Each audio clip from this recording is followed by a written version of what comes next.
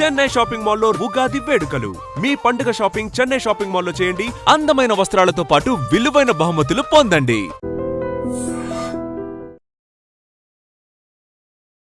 ఇది ఒక ప్రశ్న అడగాలి. మీకు సినిమా నేపథ్యం లేదు కాబట్టి అప్పట్లో అంటే ఆడపిల్లల్ని కొంచెం జంకేవారు కదా బయటికి పంపించడానికి, సినిమాల్లోకి పంపించడానికి. ఇండస్ట్రీ గురించి రకరకాల మాటలన్నీ వినిపించేవి కదా బయటికి. అప్పుడు ఏమన్నా మీకు ఇబ్బందులు అయ్యాయమ్మా ఎప్పుడైనా? అంటే ఓపెన్గా ఎప్పుడైనా మీరు అంటే ఇండైరెక్ట్గా అయినా ఇబ్బంది పడిన సందర్భాలు? ఎందుకంటే నా వరకు తెలియదు. మా మదరే కదా అంత అక్కడ. ఏది ఉన్నా మా మదరు. మా నాన్నగారు ఒకే మాట చెప్పేవాళ్ళు, సినిమాలో యాక్ట్ చేస్తే చేయని, కానీ ఏ రోజు నా బిడ్డ, నా కూతురు కంటి నుంచి ఒక నీటి చుక్క కూడా బయటికి రాకూడదు. ఏమైనా జరిగిందంటే దానికి బాధ్యురాలు నువ్వే అని చెప్పారు అమ్మకి. కాబట్టి మా మదరు అయితే కొంచెం తమిళ ఫీల్డ్కి వచ్చాక హీరోయిన్గా కొన్ని పిక్చర్లు చేస్తుండగా మరి నా వరకైతే అంటే ఒకటండి, మన క్యారెక్టర్ని బట్టి ఉంటుంది ప్రతిదీ.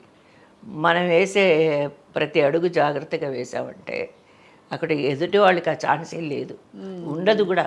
ఒకవేళ మనసులో ఉన్నా కూడా అలాగే ఉండిపోవాల్సిందే, కానీ బయటికి వచ్చేంత ధైర్యం ఎవరికి లేదు. అందులో మా మదర్ని చూస్తే అసలు ఏమాత్రం ఎలాగైనా అప్రోచ్ అవ్వాలని అనుకున్న వాళ్ళు కూడా అప్రోచ్ అవ్వలేరు.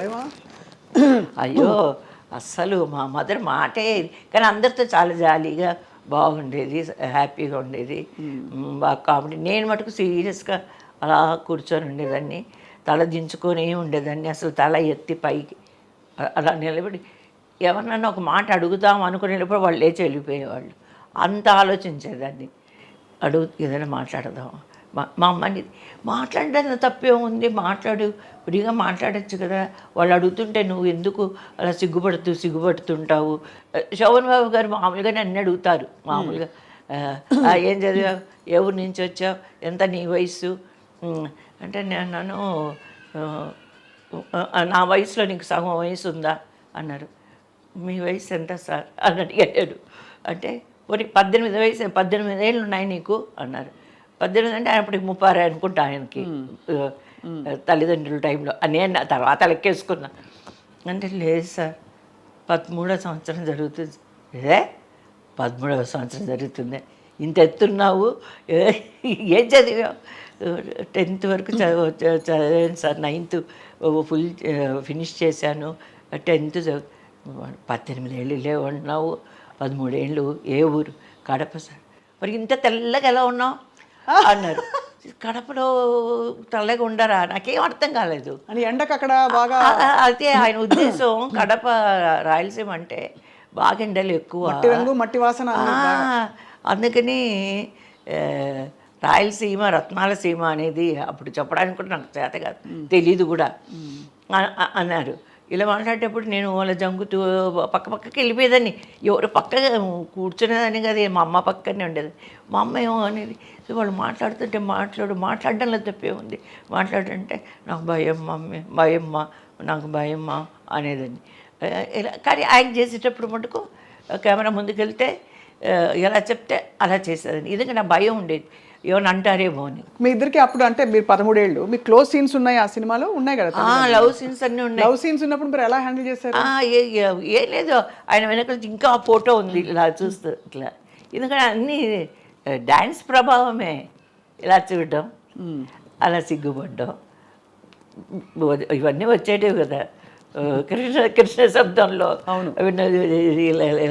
చేస్తే భామా కలాపం అలాగా ఇవన్నీ వచ్చి డ్యాన్స్లో నేర్చుకున్న విషయాలే కాబట్టి అక్కడ ఎలా చెప్తే అక్కడ అలా డైలాగ్ చెప్పేదాన్ని.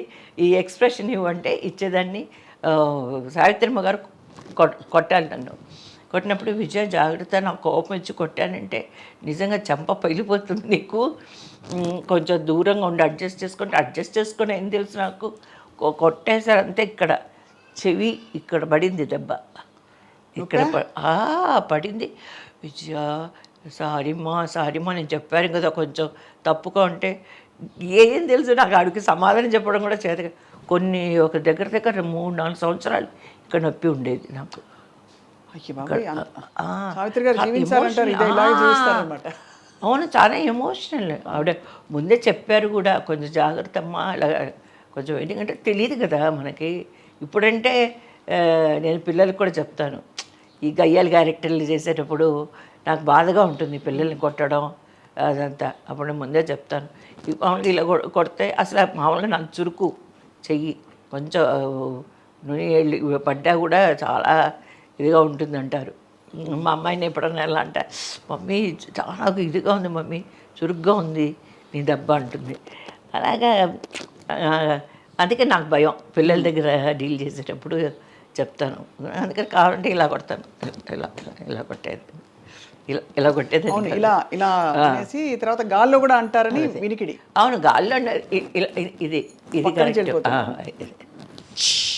సౌండ్ రాగానే సౌండే రికార్డింగ్ దాంట్లో అంతా. సో అలా మీరు అద్భుతంగా మీకు ఆల్మోస్ట్ రాసి పెట్టినట్టు మీరు తల్లిదండ్రుల సినిమాతో ఇలా మొదలుపెట్టారు. తర్వాత వరుస పెట్టి వచ్చాయి. వరుస పెట్టి వచ్చాయి కదా. మళ్ళీ తల్లి కూతుళ్ళు, అందులో కూతురు క్యారెక్టర్ వేసాను. అందులో మూగ క్యారెక్టర్ అనుకుంటా నేను. సెకండ్ మూవీ చేశాను. డైరెక్టర్ గారి పేరండి బాపినీడి గారు, డైరెక్టర్ బాపినీడి గారు.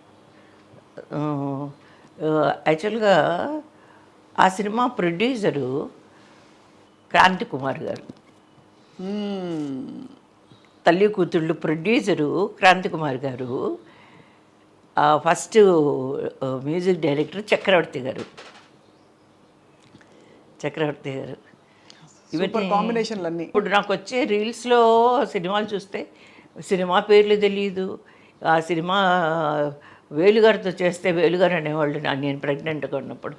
అమ్మా నువ్వు నీ ప్రెగ్నెంట్ నా దీనికి వచ్చింది అనేవాళ్ళు. ఏంటంటే ఇక్కడ మన ఇద్దరం చేసి చేసి చేసి చేసి నువ్వు ప్రెగ్నెంట్ అయ్యావు, సినిమాలు ప్రతి వైవిధ్య గారితో కాంబినేషన్ అండి, ఆవిడ ప్రెగ్నెంట్ అండి అంటున్నారు అనేవాళ్ళు. ఇక్కడ అక్కడికి 24 సినిమాలు చేశాను. అది మన టాపిక్ మారిపోతా ఉంది. మారిపోయింది, ఏం పర్లేదమ్మా, పర్లేదు, మీరు ఫ్లోలో చెప్తున్నారు. ఎన్ని విశేషాలు ఉన్నాయి కాబట్టి అది సహజమే. అయితే నేను తల్లి కూతుళ్ళు సినిమా తర్వాత ఇతర భాషల్లో అవకాశాలు ఎలా వచ్చాయి మీకు? అప్పుడు అంటే అప్పుడే దాని తర్వాతనే మళ్ళీ పిచ్చోడు పెళ్లి చేశాను. తర్వాత కేవిరెడ్డి గారు డ్యాన్స్ మాస్టరు, ఆయన ప్రొడ్యూస్ చేసిన సినిమాలు రామకృష్ణ గారితో అవి చేశాను. శ్రీకృష్ణ సత్య చేశాను. చాలా బాగా గ్రేట్. మాకు ఎంత సంతోషం ఆ సినిమా చేసేటప్పుడు మటుకు మా ఫ్యామిలీ మొత్తం చాలా సంతోషంగా ఉన్నాం. ఎందుకంటే రామారావు గారు కదా దేవుళ్ళలాగా మాకు, అసలు మా ఫ్యామిలీకే మొత్తం రామారావు గారు ఫ్యాన్స్ మేమందరం. అందుకని రామారావు గారితో చేసేసరికి మా మేనమామలు అందరూ, కడపలోనే వాళ్ళకు హోటల్స్ ఉన్నాయి, అందరూ మా మెడ్రాస్కి వచ్చేసారు. ఇలా శ్రీకృష్ణ సత్యలో విజయ యాక్ట్ చేస్తుంది రామారావు గారితో, జాంబవతి క్యారెక్టరు అని చెప్పేసరికి అందరూ వచ్చారు. ఒకటే ఇది ఆయన చూడొచ్చా అది అంటే ఎంత, అసలు నేను ఇంత ఆర్టిస్ట్ని ఎంత చక్కగా నన్ను మా అమ్మని ఆఫీస్కి తీసుకెళ్ళి బయటి వరకు వచ్చి అమ్మ డేట్స్ జ్ఞాపకం పెట్టుకో, ఆయన చెప్పిన డేట్స్ నాకు ఇంకా జ్ఞాపకం ఉన్నాయి. ఫిబ్రవరి ఏదో 27, 28, 29 అని మళ్ళీ చెప్తున్నారు. అంటే అలా చెప్పడంలో ఆయనకు కూడా జ్ఞాపకం ఉంటుందేమో, అదే టెక్నిక్ ఏమో అనుకున్నాను నేను.